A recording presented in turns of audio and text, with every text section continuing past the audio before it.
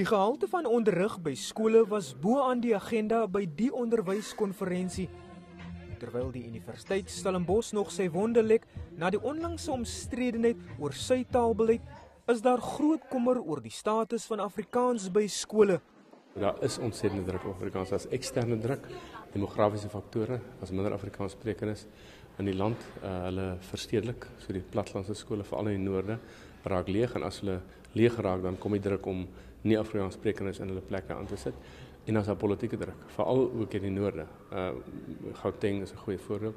Daar's in die hele Mpumalanga en Limpopo net 2-3 Afrikaanse enkelmedium Afrikaanse skole oor.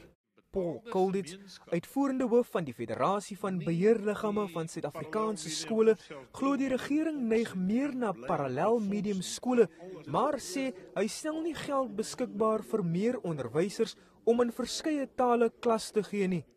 Die norme en standaarde vir befondsing van skole en die regulasies met betrekking tot personeelvoorsiening geskied alles op die basis op die veronderstelling dat skole almal enkelmedium is en daar word nie voorsiening gemaak vir meer onderwysers wanneer 'n skool meertalig is nie. So meertaligheid in die land word gepredik, maar daar word nie uitvoering gegee daaraan op 'n praktiese vlak nie. Die vinger word veral gewys na Afrikaanse ouers wat hulle kinders toenemend in Engels grootmaak, omdat hulle glo die taal verseker 'n beter toekoms. 'n Kind vaar ongelooflik beter as hy in sy huistaal skool gaan, veral sy eerste 6 jaar.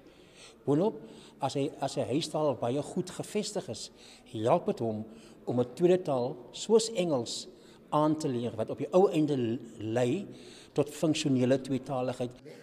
Kenners sê 'n veldtog behoort landwyd gevoer te word om die belangrikheid van moedertaalonderrig te benadruk. Percival Young, Enies, Stellenbosch.